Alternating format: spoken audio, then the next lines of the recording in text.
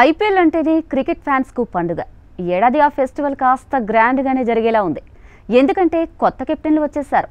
గతంలో రోహిత్ శర్మ, విరాట్ కోహ్లీ, ధోని లాంటి లెజెండ్స్ కెప్టెన్సీని ఇంతకాలం చూసిన ఫ్యాన్స్ కు ఈ ఏడాది 5 కొత్త కెప్టెన్లను చూడనున్నారు. ఈ 5 కెప్టెన్లు ఎవరు ఏంటి అన్నది ఓసారి చూద్దాం. ఇప్పటివరకు ఢిల్లీ క్యాపిటల్స్ తరపున ఆడిన రిషబ్ పంత్ ఈసారి కొత్త జట్టుకు నాయకత్వం వహించనున్నాడు. లక్నో టీం యాజమాన్యం గతేడాది కేఎల్ రాహుల్ కెప్టెన్సీ తీరు పట్ల అసంతృప్తి వ్యక్తం చేసింది. కేవలం టీం కోసం ఆడేవాళ్లే తమకు అవసరమని రాహుల్కు కౌంటర్ ఇస్తూ ఓపెన్ స్టేట్మెంట్ ఇచ్చింది. ఇప్పుడు అలాంటి జట్టుకు పంత్ నాయకత్వం వహించాల్సిందే. నెట్స్లో చలాకీగా నవ్వుతూ ఉండే పంత్ డ్రెస్సింగ్ రూమ్ ఒత్తిడిని ఎలా హ్యాండిల్ చేస్తాడో చూడాలి.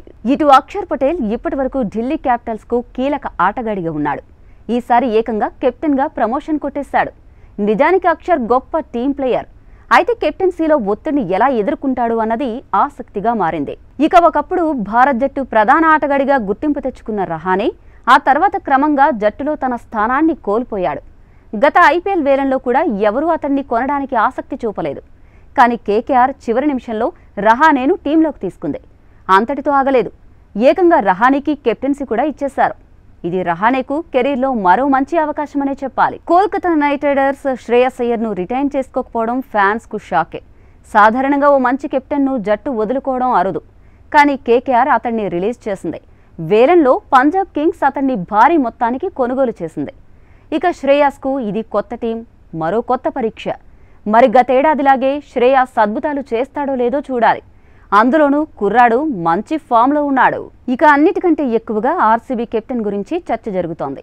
ఏమాత్రం అనుభవం లేని రజత్ పాటీదార్కు కెప్టెన్సీ ఇచ్చారు. నిజానికి ఐపీఎల్ 2025 సీజన్ మెగా వేలం అనంతరం విరాట్ కోహ్లీనే తిరిగి సారథ్య బాధ్యతలు చేపడతాడని జోరుగా ప్రచారం జరిగింది. ఏమైందో ఏమో తెలియదు కానీ ఆర్సీబీ మాత్రం రజత్ పాటీదార్ను కెప్టెన్గా నియమించింది.